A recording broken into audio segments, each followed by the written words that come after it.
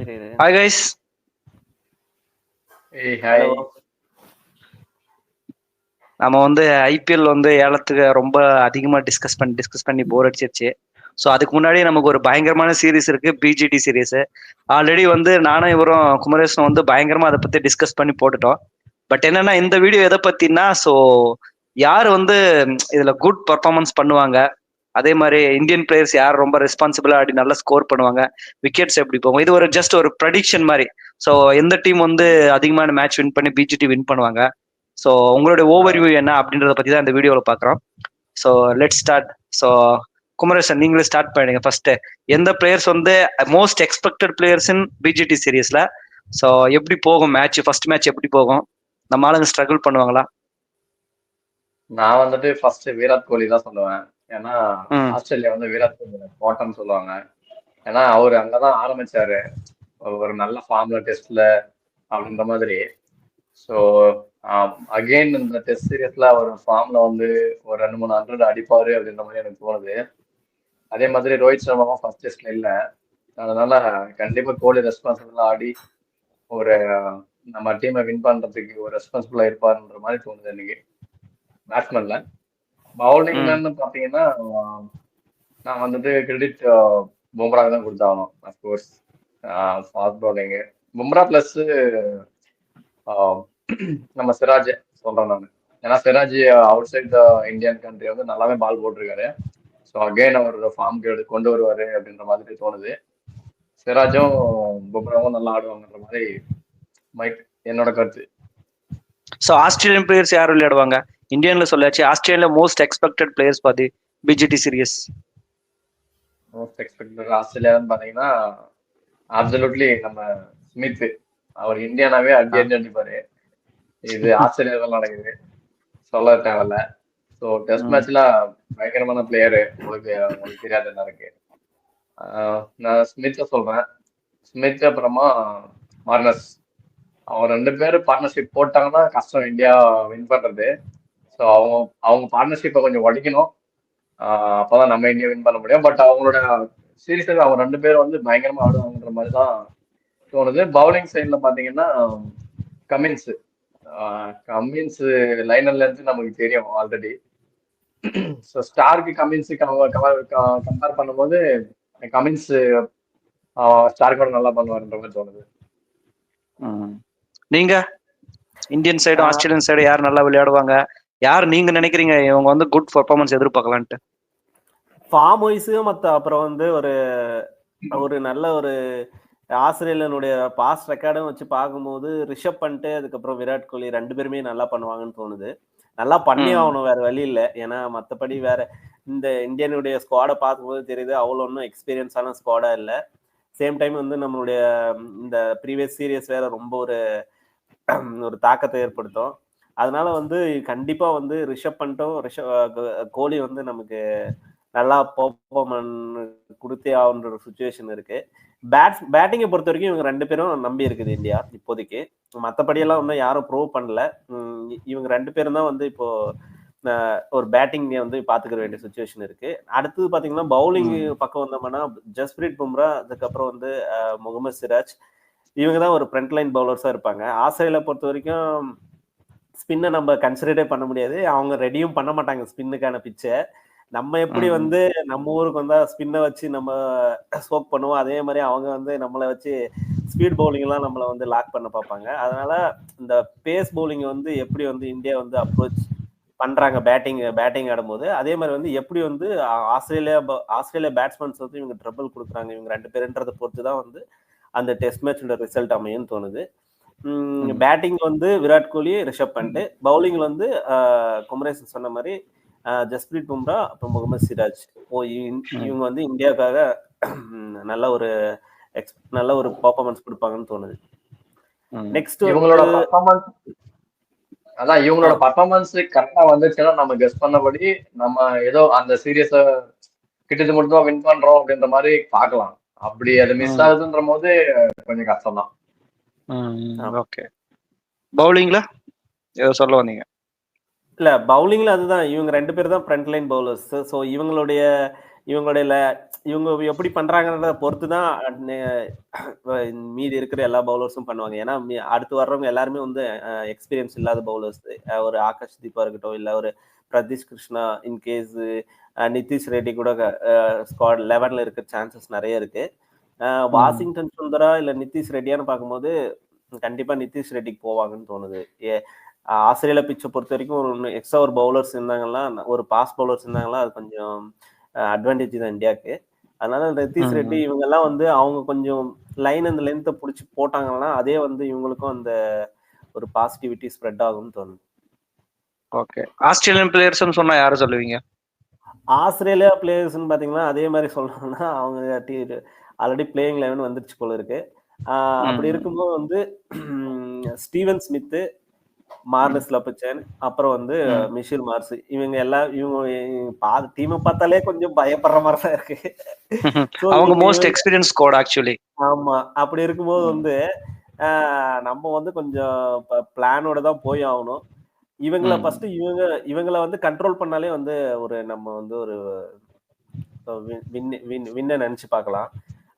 மத்தபடி வந்து பவுலிங்கை பொறுத்த வரைக்கும் ஸ்டார்க்கு, கமின்ஸ் இவங்கள வந்து கொஞ்சம் நம்ம அவங்க ஊர்ல ஃபேஸ் பண்ணனாலே கொஞ்சம் கஷ்டம் தான். இப்போ அவங்க பேட்டிங்லயும் ஸ்ட்ராங்கா இருக்காங்க, பவுலிங்லயும் ஸ்ட்ராங்கா இருக்காங்க. இவங்கள இந்த 5 பேரும் தான் ரொம்ப பெரிய ஒரு இம்பாக்டா இருக்கும்னு தோணுது. அதே மாதிரி நான் வந்து என்ன நினைக்கிறேன்னா, ஸோ நீங்க வந்து இந்தியன் பேட்டிங் லைனப் வந்து கோலியை நம்ம ரொம்ப டிபெண்ட் பண்ணியிருக்கோம்.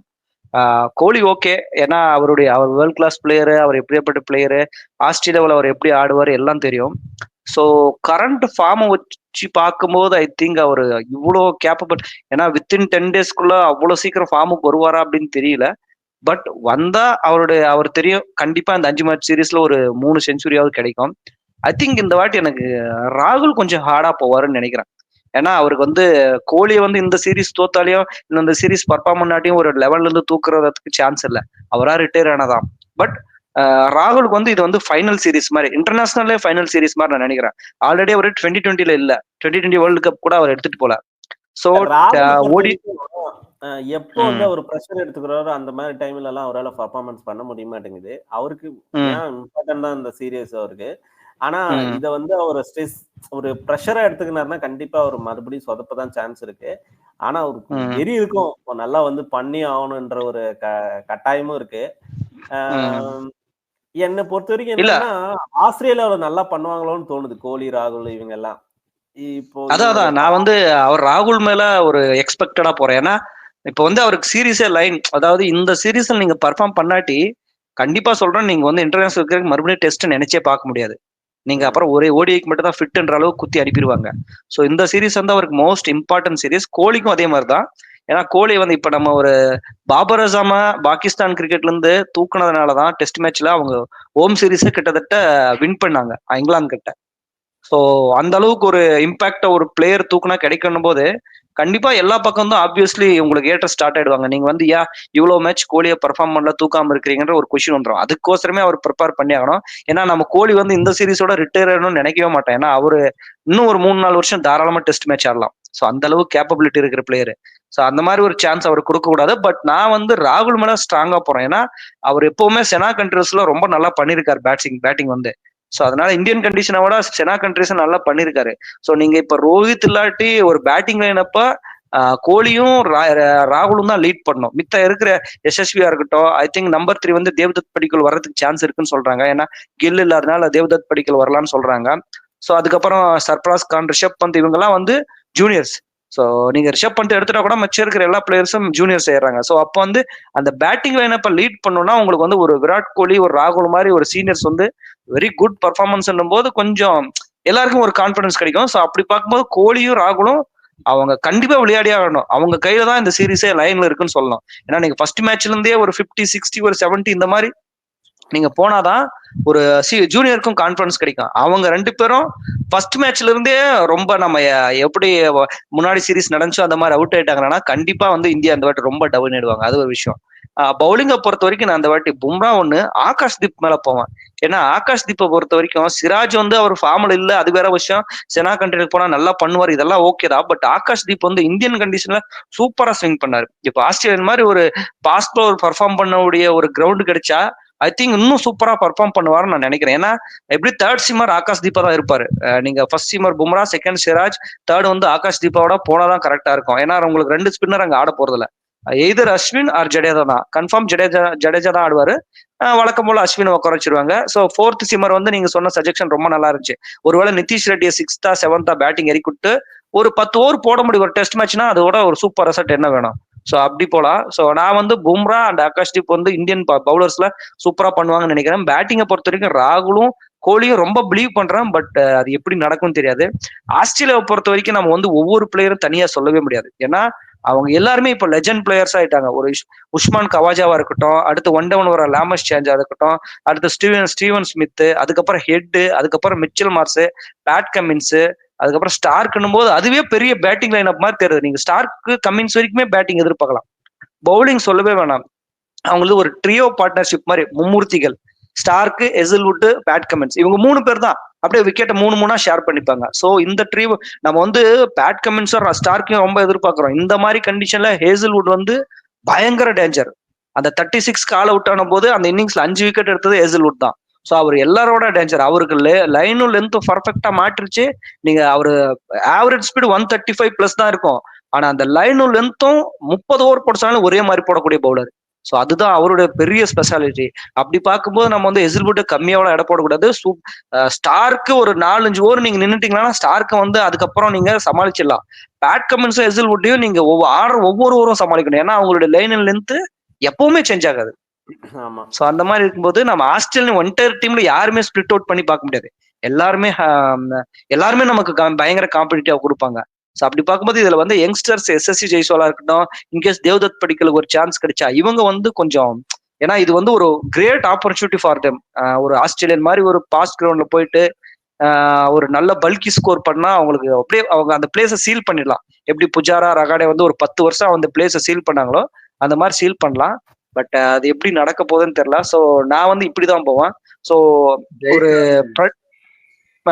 நீங்க ஜெய்சன் சொன்னீங்க, ஓகே, அவரு ஓரளவுக்கு பர்ஃபார்மன்ஸ் பண்றாரு. ஆனா படிக்கல நம்ம இந்தியாலே தற்காப்பு வந்தா இளைஞரு அங்க போயிட்டு என்ன பண்ண போறாருன்ட்டு ஒரு இல்ல படிக்கல்ல வந்து நான் எப்படி சொல்றேன்னா டொமஸ்டிக்ல சூப்பரா பர்ஃபார்ம் பண்ணிருக்காரு. ஏன்னா நம்ம ரஞ்சி எல்லாம் மோஸ்ட்லி பார்க்காததுனால நமக்கு தெரியல. அவர் நம்ம 2020 ஐபிஎல் மேட்ச்ல பார்த்து இந்த மாதிரி அவர் வந்து ரொம்ப ஒரு எப்படி என்னடா இவர் இப்படி ஆடுறாரு அப்படின்னு தோணும். பட் டொமஸ்டிக்ல வெரி குட் ரெக்கார்ட்ஸ் வச்சிருக்காரு. ஸோ எப்படி நம்ம சர்ப்ராஸ் கான ரேட் பண்றோமோ அதே மாதிரி ஒரு டொமஸ்டிக் புள்ளி தான் அவரு. பட் அதை வந்து இன்டர்நேஷனலுக்கு யூஸ் ஆகுமான்றது இந்த சீரீஸ் தெரிஞ்சிடும். ஏன்னா சர்ஃப்ராஸ் கானா இருக்கட்டும், தேவ்தத் படிக்கலா இருக்கட்டும், இவங்க எல்லாம் வந்து டொமஸ்டிக்ல பவுலர்ஸ் அப்படியே கிரைண்ட் பண்றாங்க. இவங்களை எப்பறம் அவுட் எடுக்கிறதுனாலும் கிரைண்ட் பண்ணிடுறாங்க. But international cricket is very different. நீங்க எப்படி ஒரு நீங்க செலக்டிவா ஒரு பேட்ஸ்மேன் எடுக்கிறீங்களோ, ஆஸ்திரேலியன் பிளேயர்ஸும் அவங்களும் செலக்டிவா தான் பவுலர் வச்சிருக்காங்க. யாரு ஸ்டார்க்கு, பேட் கமின்ஸ், ஹேசில்வுட், அப்புறம் போலன், இந்த மாதிரி பிளேயர்ஸ் எல்லாம் வந்து அவங்க சும்மா எடுக்கல. அவங்களோட ஸ்பேஸ் இருக்கும், வெரைட்டி இருக்கும், லென்த் இருக்கும், ஸ்விங் இருக்கு, எல்லாமே இருக்கும். இந்த மாதிரி கண்டிஷன் அவங்க பெர்ஃபார்ம் பண்ணா they are the next legends. அவ்வளவுதான், வேற ஒண்ணும் இல்ல. இல்ல இப்ப நீங்க என்ன சொல்றீங்க, ஒரு ரோஹித் சர்மாக்கு ரிப்ளேஸ்மெண்டா வந்து நீங்க தேவ்தத் படிக்கல் தான் வருவாருன்னு சொல்றீங்களா? இல்ல ரோஹித் சர்மாவுக்கு இல்ல. ரோஹித் சர்மாவுக்கு ரிப்ளேஸ்மெண்ட் அவர் வரல. நான் சொல்றது கில்லுக்கு, தேவ்தத் படிக்கல். ஓகே. நம்பர் 3 அவருக்கும் இன்ஜுரி ஆயிருக்குது இல்ல, அதனால. இல்ல அபிமன்யு ஈஸ்வரன் ஒருத்தர் இருக்காரு இல்லையா, அதுக்காக தானே எடுத்துட்டு போறோம் நம்ம. மேபி கண்டிப்பா மேபி நீங்க சொல்றது சூப்பர் பாயிண்ட். அபிமன்யு ஈஸ்வரன் வந்து நீங்க ஓப்பனிங் இறக்கிட்டு நம்பர் 5ல வழக்கம் போல ராகுல் ஆட விடுறதுக்கும் சான்ஸ் இருக்கு. ஏன்னா அந்த இடத்த நம்ம ஏன் கன்ஃபியூஸ் பண்ணணும்னு சொல்லிட்டு சோ 2 டெபியூ வர்றதுக்கு சான்ஸ் இருக்கு. ஏன்னா அபிமன்யு ஈஸ்வரன் வந்து ஒரு பயங்கரமான பேட்ஸ்மேன், டொமஸ்டிக் சர்க்யூட்ல பயங்கரமான ரெக்கார்ட் வச்சிருக்காரு. சோ அப்படி இருக்கும்போது அவரும் எக்ஸ்பீரியன்ஸ் பிளேயர் தான். அவருக்கு ஒரு 29-38 ஏஜ். சோ அப்படின்னா அவர் பயங்கரமா ஒரு 10-12 வருஷம் ரஞ்சி ஆடி நிற்பாரு. சோ அப்படி இருக்கும்போது பயங்கரமான எக்ஸ்பீரியன்ஸ் தான். நம்ம இப்போ ரோஹித் பிளேஸ்க்கு அவர் கொடுத்து பார்க்கலாம், ட்ரை பண்றது தப்பு இல்லை. ஏன்னா ராகுல் நம்பர் 5ல இருக்கட்டும், அவருக்கு அதான் பர்ஃபெக்டா இருக்கும். மறுபடியும் அவரை மாத்தி பண்றதுக்கு கரெக்டா இருக்கும். So one down Devdutt Padikkal. First வந்து ராகுலையும் வந்து ஜெய்ஸ்வாலையும் வந்து விட்டா கொஞ்சம் ஒரு எக்ஸ்பீரியன்ஸ், ஒரு ஒரு ஒரு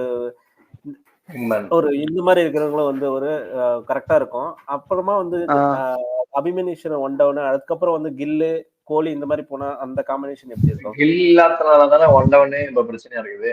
கில்லு இல்ல அது கரெக்ட் தான், நீங்க சொல்றது கரெக்ட் தான். பட் அதுல ஒரு மைனஸ் இருக்கு. ஏன்னா அபிமன்யு ஈஸ்வரன் எப்பவுமே ரஞ்சி சர்க்கிட்ல ஓப்பனிங் தான் இது வரைக்கும் ஆடி இருக்காரு. ஸோ அந்த எக்ஸ்பீரியன்ஸ் மேபி கை கொடுக்கலாம். இல்ல நீங்க சொல்ற மாதிரி அவர் நம்பர் 5 போடுறதுக்கு சான்ஸ் வந்து ரொம்ப கம்மி தான். கம்பேர் தென் ராகுல போடுறதுக்கு அபிமன்யு ஈஸ்வரன் தான் ஜாஸ்தி இருப்பாரு. பட் அது நமக்கு தெரியாது. ஏன்னா அவரு இது வரைக்கும் ஒரு நியூ பால்ல நிறைய ஆடி இருக்காரு. யாரு? ஈஸ்வரன், அபிமன்யு ஈஸ்வரன். ஸோ அந்த எக்ஸ்பீரியன்ஸ் மேபி யூஸ் ஆகலாம்.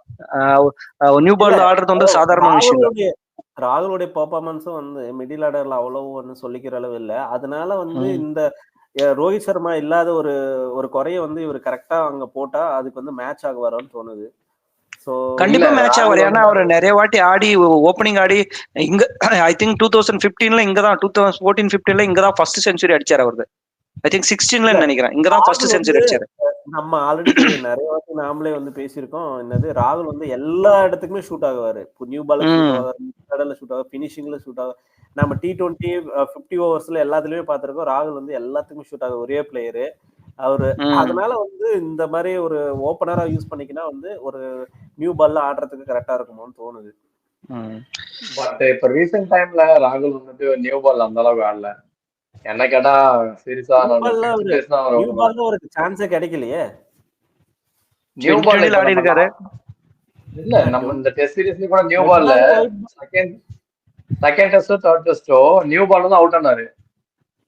இல்ல அவரு ஏன்னா நம்ம அவரு இப்ப நம்பர் 5 தான் ஆடுறாரு. ஆனா நம்ம டீம் ஆடுற லட்சணத்துக்கு நம்பர் 10 வந்தாலே நியூ பால் மாதிரி தான் இருக்கும். அதான் 10 ஓவருக்கு 7 விக்கெட் விட்டுறீங்களே, அப்புறம் எல்லாமே நியூ பால் மாதிரி தான் இருக்கும். இடத்துல ஆடுறதுக்கும் ஓப்பனர் ஒரு ஃப்ரெஷ்ஷான ஒரு நியூ பால் ஆடுறதுக்கும் வித்தியாசம் இருக்கு இல்லையா? பட் அததான் நம்ம எதுவும் பண்ண முடியாது. ஃபர்ஸ்ட் மேட்ச் பார்த்தாதான் தெரியும். எதர் அபிமன்யு எதர் ராகுல் சூப்பரா ரெண்டு பேருமே. நமக்கு ராகுலை பத்தி கிளியரா தெரியும் அவர் எந்த மாதிரி பேட்ஸ்மேன். அபிமன்யு வந்து லோக்கல் சர்க்யூட் அவர் விளையாடுறது கேள்விப்பட்டிருக்கோம், அவ்வளவுதான். ஸோ யாருக்கு சான்ஸ் கிடைச்சாலும் இட்ஸ் அ குட் சான்ஸ். ஏன்னா ஒரு ரோஹித் சர்மா மாதிரி ஒரு இடத்த பில் பண்ணோம்னா இது it's a good chance. But பார்க்கலாம் அது எப்படி இருக்குதுன்ட்டு. பட் அதெல்லாம் நம்ம முடிச்சிட்டோம். ஸோ சீரீஸ் ஸ்டார்ட் பண்றதுக்கு முன்னாடி நமக்குள்ள ஒரு competition. So what is the score line? எப்படி வந்து சீரீஸ் வின் ஆகும்? யார் வின் பண்ணுவாங்க? 2-3 3-2 4-1 4-0 5-1? ஏன்னா this is first 5 match series. So அப்படி இருக்கும்போது வந்து நம்ம வந்து நம்ம இப்பவே ப்ரெடிக்ட் பண்ணுவோம், பார்க்கலாம். குமரேசன், இந்த சீரீஸ் வந்து இப்படிதான் முடியும்னு எப்படி ப்ரெடிக்ட் பண்றீங்க? நான் வந்து இந்தியா 3 ஆஸ்திரேலியா 2. நம்ம இந்தியா சீரீஸ் வின் பண்ணலாம். குட். அப்ப இந்தியா சீரீஸ் வின் பண்ணோம், 3-2 வின் பண்ணுவாங்க. So highest scorer of BGT series either Australia இல்ல இந்தியா, யாரு? கண்டிப்பா அது இந்தியா தான். அது Virat Kohli. Okay. Highest wicket taker of BGT. Wicket டேக்கர்னு பாத்தீங்கன்னா நான் ஆஸ்திரேலியாவுக்கு கொடுக்குறேன் கிரெடிட். அது வந்துட்டு எய்தர் அசல்வுட் இல்லைன்னா கமின்ஸ். ஒருத்தர் தான் சொல்லணும். அது என்ன? Either Hazlewood or Cummins. அப்போ நான் கமின்ஸ் போறேன். ஓகே. நீங்க என்ன சீரீஸ் எப்படி வின் பண்ணுவோம்? யார் ஹையஸ்ட் ரன் கெட்டர்? குமரேஷ் சொன்னதுக்கு அப்படியே ஆப்போசிட்டா சொல்றேன். ஏன்னா அவங்களுக்கு ஹோம் கிரவுண்டு, அதனால வந்து அவங்களுக்கு பாசிட்டிவா சொல்றேன் நான். ஆஸ்திரேலியா 3 இந்தியா 2ன்னு வின் ஆகும். இந்தியா வந்து 2ல முடிப்பாங்கன்னு தோணுது.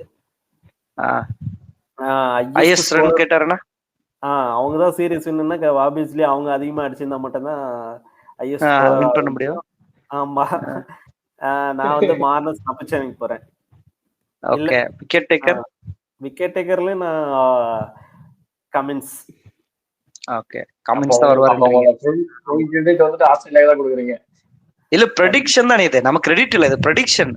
நான் நினைக்கிறேன் இப்படி. ஏன்னா இந்தியா அவங்களுடைய பர்ஃபார்மன்ஸும் இவங்களுடைய பர்ஃபார்மன்ஸும் கம்பேர் பண்ணும்போது ஐ ஃபீல் லைக் தட் அப்படின்னு அவர் சொல்ல வர்றாரு. கரெக்ட் தான், அது தப்பே இல்லை. அவங்களுடைய ப்ரெடிக்ஷன், உன்னுடைய ப்ரெடிக்ஷன். நான் வந்து எப்படி சொல்றேன்னா சேம். ஆஸ்திரேலியா வந்து 3-2 ஆர் 4-1 ஜெயிப்பாங்கன்னு நினைக்கிறேன் நான். ஸோ சீரீஸ் வந்து அப்படிதான் போகும். ஐஎஸ் விக்கெட் டேக்கர் வந்து கண்டிப்பா பேட் கமின்ஸ் தான் சொல்லலாம். ஏன்னா அந்த அளவுக்கு ஒரு ஹார்ட் லென்த் போடக்கூடிய ஒரு பவுலரு. பேட்டிங்னு பார்த்தா ஐ திங்க் வந்து இந்த வாட்டி யார் போவாங்க பேட்டிங்னா? ஸ்டீவன் ஸ்மித் தான். ஏன்னா லாஸ்ட் ஒரு 3 வருஷமா ஒன்றும் தலைவன் பெருசா பர்ஃபார்ம் பண்ணல. ஏன்னா நம்பர் 1 நம்பர் 2 மாத்தி பேட்டிங் ஸ்லாட்டை மாத்தி போட்டிருந்தாங்க டேவிட் வார்னர் ரிட்டையர் ஆனதுக்கு அப்புறம். இப்போ பர்ஃபெக்டா அவருக்கு நம்பர் 4 பொசிஷன் கொடுத்துட்டாங்க.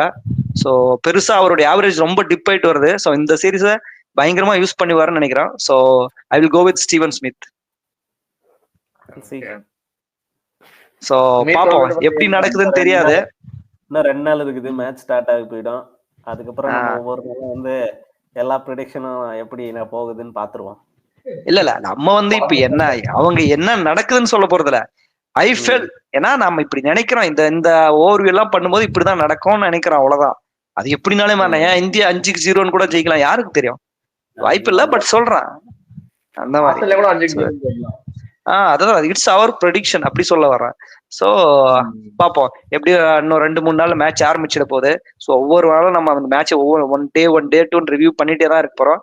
ஏன்னா அந்த அளவுக்கு வெறியர்கள் நம்ம டெஸ்ட் மேட்ச் மேல நீங்க எய்தர் ஓடிஐ கொடுத்தாலும் சரி, T20 கொடுத்தாலும் சரி கூட நம்ம அவ்வளவு இன்ட்ரெஸ்டா பார்க்க மாட்டோம். ஆனா டெஸ்ட் மேட்ச்னா அது வந்து எப்படி சொல்றது, 90 ஓவரும் பார்க்கக்கூடிய ஆளுங்க நம்ம எல்லாம். என்னன்னா இன்னைக்கு 90 ஓவர்ல முடிச்சிட்டீங்க, இன்னும் ஒரு 2 ஓவர் கொடுத்துருக்கலாமே அப்படின்னு பார்க்கக்கூடிய ஆளுங்க. ஸோ நமக்கு வந்து ஒரு பயங்கரமான விருந்து காத்துட்டு இருக்குன்னு தான் சொல்லும். ஸோ ஒவ்வொரு மேட்சையும் நம்ம அனலைஸ் பண்ணதான் போறோம். வில் சீ அடுத்த ஒரு வீடியோல.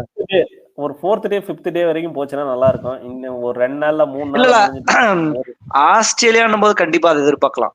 ஏன்னா ஒரே நாள்ல பிச்சு மாறதுக்கு இந்தியன் பிச் கிடையாது. 4th டே 5th டே கண்டிப்பா நடக்கும். ஏன்னா நம்ம ஆஸ்திரேலியா விளையாடின எல்லா மேட்சுமே 4th டே 5th டே போயிருக்கும். ஸோ நல்லா இருக்கும். ஏன்னா ஒரே ஒரு மைனஸ் என்னன்னா பிங்க் பால்ல டெஸ்ட்ல மாட்டிக்கினா தான் நம்ம ஆளுங்க 2 நாள்ல முடிஞ்சிடும் மேட்ச். அது என்னமே பண்ண முடியாது, டே நைட் மேட்ச் மாட்டா. ஸோ அதுவும் பார்க்கலாம் எப்படி ஓவர் கம் பண்றாங்க. ஏன்னா இது நம்ம எப்படி விசஸ் பார்க்கணும்னா, ஒரு ஹோம் டீம்ல பயங்கர அடி வாங்கின இந்தியா விசஸ் உங்களை 10 வருஷமா எங்களால அடிக்கவே முடியலடா, இந்த வாட்டி உங்களை அடிக்க போறடா அப்படின்னு சொல்லி வர்ற ஆஸ்திரேலியா. இப்படிதான் நாம பார்க்கணும். ஏன்னா அவங்களுக்குள்ள அந்த ஒரு வெறி இருக்கும். லாஸ்ட் 10 இயர்ஸா நாங்க வந்து ஒரு பிஜிடின்ற ஒரு சீரீஸே நாங்க தொடல. அது எங்களுக்கு வந்து பயங்கர இன்சல்ட். எங்களை வந்து நீங்க நாங்க எதெல்லாம் கோட்டையா வச்சிருந்தோமோ அதெல்லாம் அடிச்சு துவம்சமாக்கி கப் அடிச்சுட்டு போனீங்க. ஸோ அப்படின்ற அந்த வெறியோட வர்ற டீம் நம்ம ஆளுங்க வந்து ஹோம் கண்டிஷன்ல இது வரைக்கும் 100 வருஷ கிரிக்கெட் வரலாற்றுல 3-0 தோத்ததே இல்லை. அப்படி தோத்துட்டு வரோம், நம்ம இந்த மனநிலை இருக்கிறோம். ஸோ இது இவங்க எப்படி ஓவர் கம் பண்ணி நாங்க போய் பர்ஃபார்ம் பண்ண போறாங்க, அந்த வெறியை அவங்க எப்படி இங்க வந்து காட்ட போறாங்க அப்படின்றதான் இந்த பிஜிடி சீரீஸ். ஸோ ஒவ்வொரு நாளும் பரபரப்பு தான், அதுல சொல்லவே தேவையில்ல. அதை நம்ம ஒவ்வொரு மேட்ச்லும் பார்க்க போறோம். பார்க்கலாம். ஒரு நல்ல வீடியோட அடுத்த வாட்டி உங்களை சந்திக்கிறேன். பாய். கண்டிப்பா. பை. Okay. Bye.